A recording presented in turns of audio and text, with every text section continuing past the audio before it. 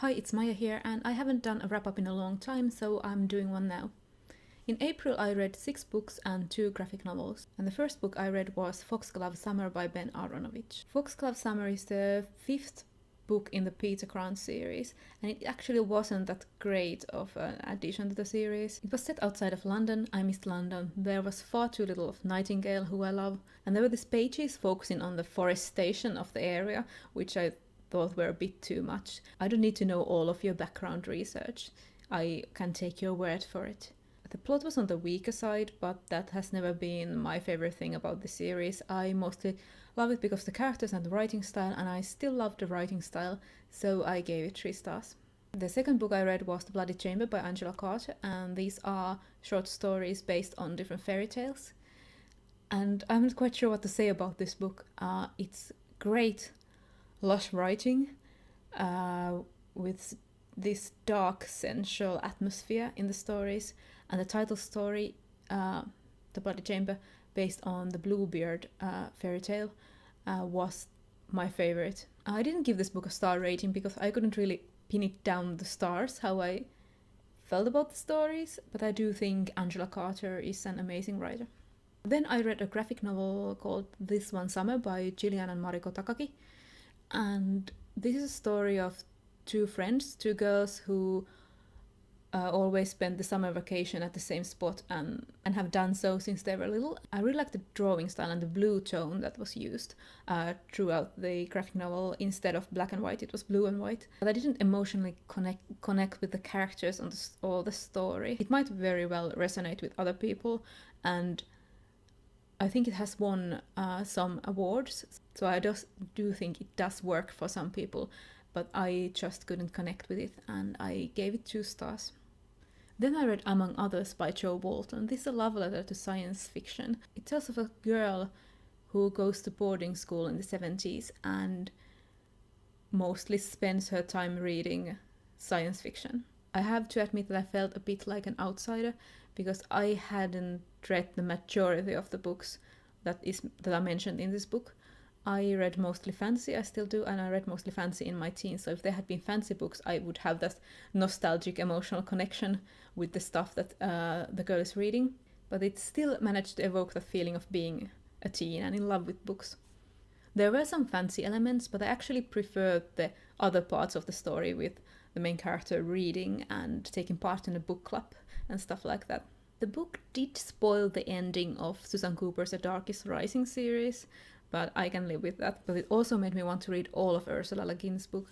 I've only read the Earthsea books. I haven't read any of her science fiction novels. So the book missed that final oomph for me, the factor that would have made me love it, and that pretty much is because I didn't recognize a lot of the books.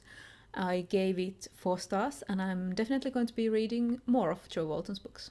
The 5th book I read was Lagoon by Nnedi Okorafor. It's a first contact story with aliens landing on Earth and choosing Lagos, Nigeria for the landing spot. It focuses on how the alien landing affects the city and its people, some with religious motives, some with political motives, and how the media handles it. It's more about the impact on the city of Lagos as whole rather than any particular character. It was good, but I had the problem I often have with science fiction, which was that I couldn't connect with the characters. Some characters read more like satire, and some characters' motivations weren't really delved into. They were described quite quickly, only scraping the surface. I only felt like I knew Adaora, who's perhaps the main character of the book. And I'm just more of a character-based reader, so I gave this book 3 stars. Then I read Saga Volume 4 by Brian K. Vaughan and Fiona Staples, which is of course the ongoing science fiction series.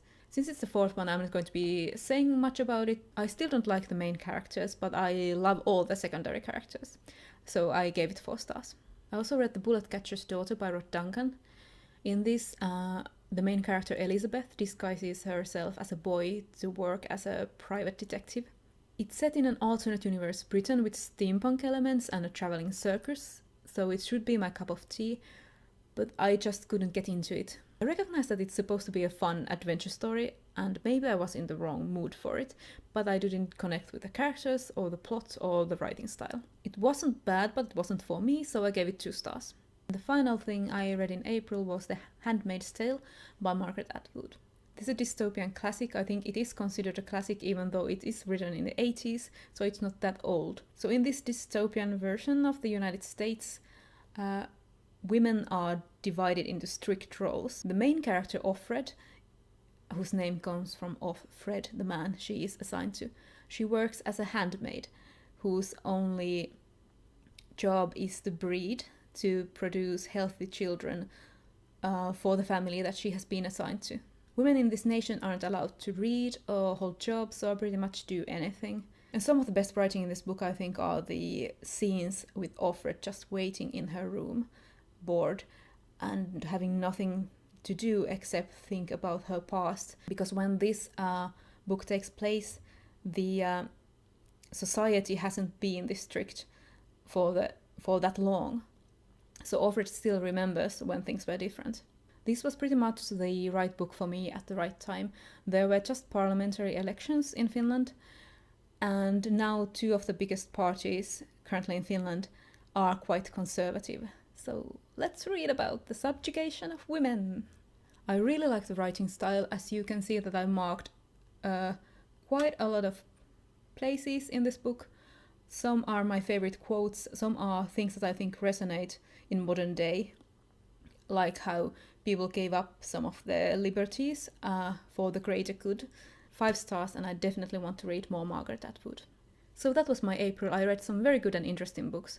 What was your favorite book you read in April? Let me know.